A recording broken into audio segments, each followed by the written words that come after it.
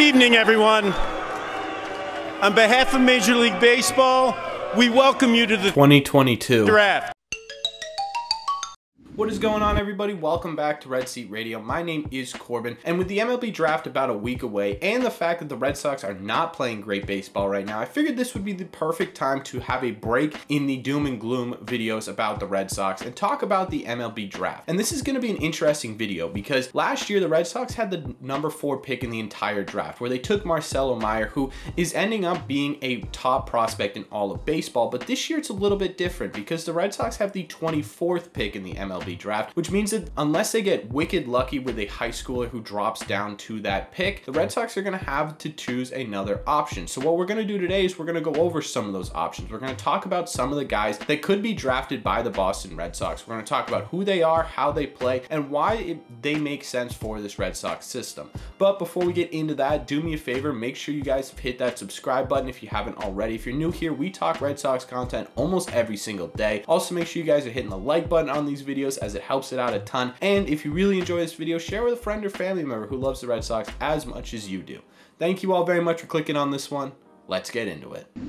The Red Sox currently have a ton of depth in their minor league system, mostly because of the way Chaim Bloom's manage it, but also because of the way the Red Sox have been able to go about trading their prospects and acquiring prospects, as well as their draft process. Just take a look at our major league level team right now. They have a ton of AAA players who are filling in spots and making a legitimate impact on this team. And I know we aren't going to talk about the current state of the Red Sox, but I just wanted to mention that because it's important. While the Red Sox farm system is very deep, there are certain spots of this system that could use a lot of improvement. And one of those ones, and the one that we're going to highlight today, is the outfield. In fact, only 2 out of the 25 top Red Sox prospects, according to Sox prospects, are legitimately true outfielders. For the Red Sox, that is something that they are going to want to change. They're focusing mainly on college players this year, mostly because those big high school names, like I said in the beginning, unless they get wicked lucky, are probably going at the beginning of the draft. But that doesn't mean there aren't great options still out there, so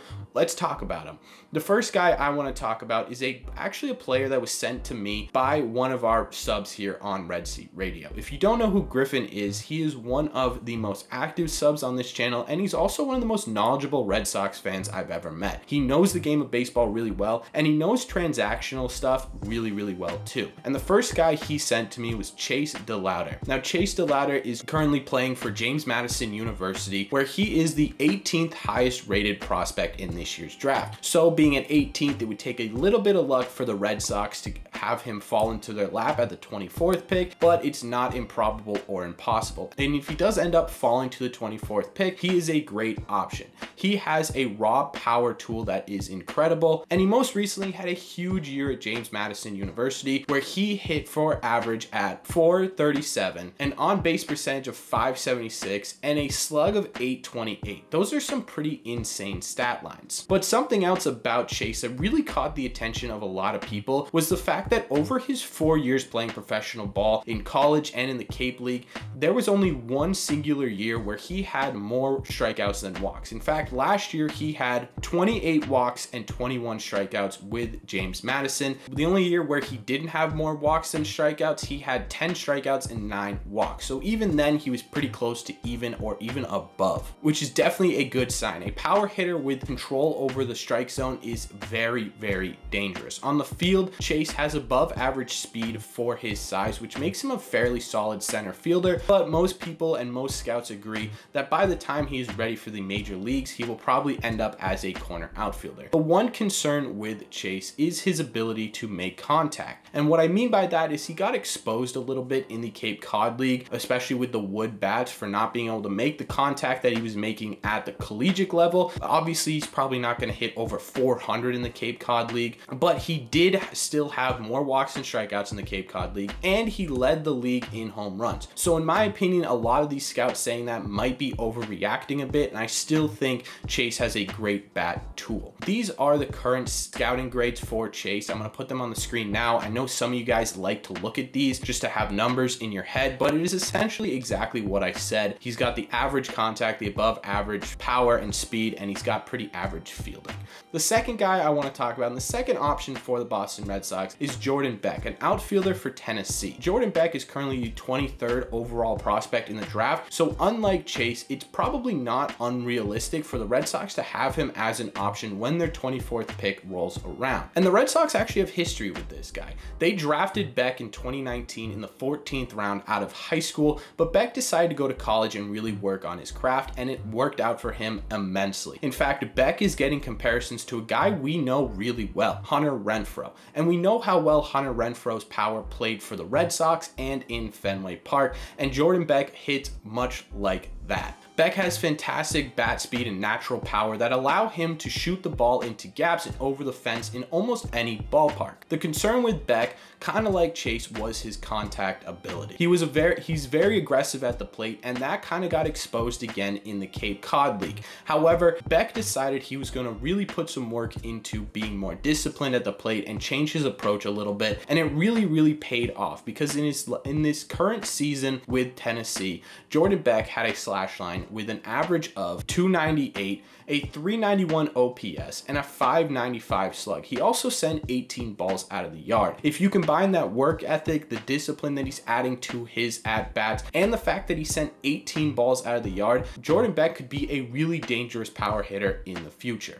Now, Jordan Beck's fielding is much like Chase's, where he has above average speed, and that allows him to play almost every single outfield position really well, but he has a stronger arm, which makes him more viable for a right field position. Again, here are Jordan Beck's scouting grades. Again, for those of you who want to see them, it's pretty much exactly what I said again, but I know you guys like the numbers, so I'm going to put them on every single one. The last guy I want to talk about is Dylan Beaver, a outfielder again from Northern California. This time he's the 22nd overall prospect in this year's draft. Again, much like Jordan Beck, this is a guy who it really wouldn't take a lot of luck for the Red Sox to have the ability to draft him at the 24th pick. And if they do, they are getting a player who's getting comparisons to another really great Brewer in the MLB, and that's Christian Yelich. He has a very similar swing type and very similar plate approach to Christian Yelich, but this guy's a little bit more of a risk than the other guys. Scouts have noticed holes in his swings and his swing mechanics that send his timing off a little bit. He's a little bit of a streaky hitter, and that really came to light again in the Cape Cod League. It seems like a lot of these collegiate players go to the Cape Cod League and they face legitimate pitching prospects, and they have to use wood bats so the pop isn't as big,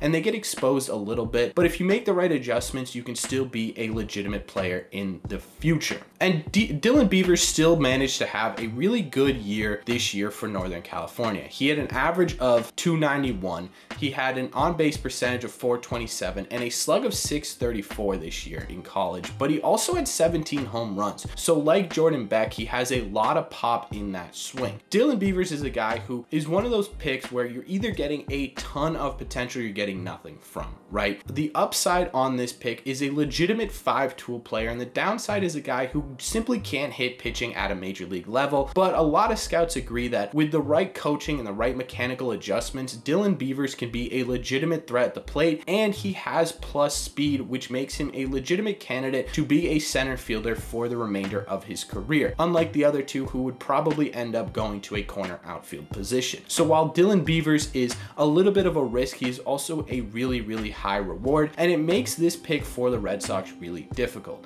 Here are Dylan Beavers' rating stats down below. Again, pretty much tells the same story, but again, I know you guys really like it. There are a ton of great options in this year's draft, and with the Red Sox in the position that they're in, they have a ton of great options laid out for them as well, and these are just 3 of those guys. So in the comment section down below, let me know which of these guys you would draft if you were the Boston Red Sox. Let me know which guys you would draft who aren't on this list, because again, there are a million options. Would you even go for an outfield position like the Red Sox want, or would you focus more on pitching, infield, corner infield, middle infield, catcher? There are a ton of different options, so let me know all your thoughts down below. As always, if you've made it to the end of this video, do me a favor, make sure you guys have hit that subscribe button. You made it to the end, you clearly enjoy the content, and if you enjoy the content, make sure you hit the like button as well to show me that you enjoy it. And finally, if you made it to the end of this video, do me a huge favor and share this with a friend or family member that loves the Red Sox as much as you do, so you guys can both debate Red Sox draft picks together. Thank you all very much for clicking on this one, and I will see you in the red seats.